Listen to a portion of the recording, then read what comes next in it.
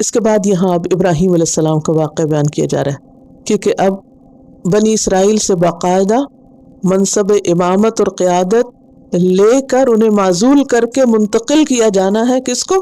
امت مسلمہ کو۔ تو یہاں سے وہ تاریخ بتائی جا رہی ہے اور اس تاریخ کو مینشن کیا جا رہا ہے، وہ از یاد کرو وہ وقت ابتلا ابراہیم، جب ابراہیم علیہ السلام کو آزمایا تھا۔ اب آپ دیکھیں کہ بنی اسرائیل کو اللہ نے دے کر آزمایا تھا اور ابراہیم علیہ السلام سے کچھ لے کے انہیں آزمایا تھا۔ ایک طرف پوری نیشن ہے اور دوسری طرف ایک شخص ہے۔ وہ نیشن، وہ قوم امتحان میں کامیاب نہیں ہوئی، دوسری طرف ابراہیم علیہ السلام کو دیکھیے، وَإِذِ ابْتَلَىٰ إِبْرَاهِيمَ رَبُّهُ، اور جب آزمایا تھا ابراہیم علیہ السلام کو اس کے رب نے۔ اس کے رب نے، رب وہ ہے جس نے پیدا کیا، جو اپنا ہے، جو سب کچھ دیتا ہے، اس کے باوجود امتحان بھی لیتا ہے۔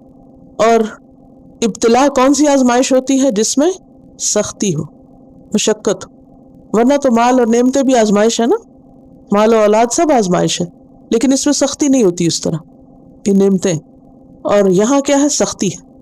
ابراہیم علیہ السلام کی آزمائش کیا تھی؟ اس کا ذکر آتا ہے بکلمات، 7 چند کلمات کے، کچھ باتیں کہی تھی اللہ نے ان کو، کچھ احکامات دیے تھے ان کو، ان میں سے کچھ احکامات تو ان کی ذاتی زندگی سے متعلق تھے عمل کرنے کے، جن میں سے کچھ عبادات تھیں جیسے نماز، روزہ، زکوٰۃ وغیرہ کا حکم، طہارت کا حکم، کچھ اور چھوٹی چھوٹی سنتیں تھیں جیسے کلی کرنا، ناک میں پانی ڈالنا، مسواک کرنا، اور جسم کے زائد بال صاف کرنا، پھر طواف اور مناسک حج کے جو احکامات تھے وہ اس میں آتے ہیں، پھر کچھ اخلاقی احکامات تھے، اور ان احکامات کی تعداد مفسرین نے تقریباً 33 بتائی ہے کہ ابراہیم علیہ السلام کو تقریباً 33 جو تھے وہ اعمال اور عبادات کی شکل کے احکامات دیے تھے، اور انہوں نے ان سب کو فلفل کیا۔ لیکن اس سے زیادہ بھی آپ کی آزمائش تھی، اور وہ کیا تھی کہ اللہ سبحانہ وتعالیٰ نے ان کو بڑھاپے میں اولاد دی تھی، اسماعیل علیہ السلام۔ تو پھر کیا حکم ہوا کہ ان کو چھوڑ دو، کہاں؟ مکہ میں۔ اور مکہ کیسی زمین تھی؟ جہاں نہ کھانا تھا نہ پانی تھا۔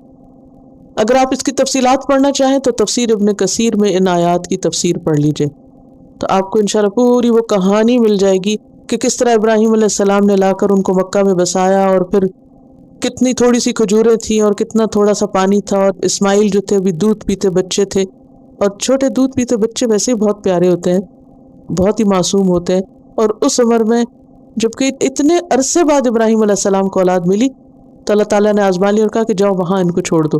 اور اس کے پیچھے ایک مقصد اور ایک حکمت تھی۔ ابراہیم علیہ السلام نے اللہ کے حکم سے جا کر اپنی بیوی اور بچے کو وہاں چھوڑ دیا اور خود واپس چلے آئے۔ پھر کافی عرصے کے بعد جب وہ بچہ بڑا ہو گیا واپس لوٹے، جب واپس گئے تو بچہ دوڑنے کی عمر کو تھا، یعنی کہ ارلی ٹین ایج تھی۔ اب اللہ سبحانہ تعالیٰ نے ایک اور حکم دیا خواب کے ذریعے کہ اس بچے کو ذبح کر دو۔ عام لوگوں کو ایسی آزمائش میں نہیں ڈالا جاتا، اور یہ اللہ کے حکم میں سے تھا کہ ایسا کرو۔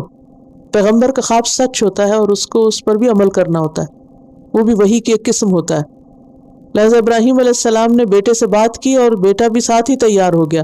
سورۃ الصافات میں اس کی تفصیل ملتی ہے، اور وہ اس کو لے کر نکلے اور اللہ کے حکم سے بخوشی اس کو پیشانی کے بل لٹا دیا اور ذبح کر دیا۔ جب ذبح کیا تو اللہ نے اس کی جگہ بدل کر ایک مینڈا آسمان سے بھیج دیا، یعنی لیم تھا۔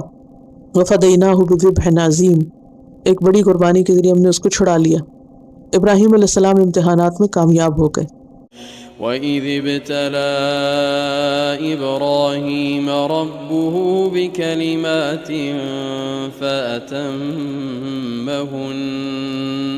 قَالَ إِنِّي جَاعِلُكَ لِلنَّاسِ إِمَامًا قَالَ وَمِن ذُرِّيَّتِهِ قَالَ لَا يَنَالُ عَهْدِي الظَّالِمِينَ۔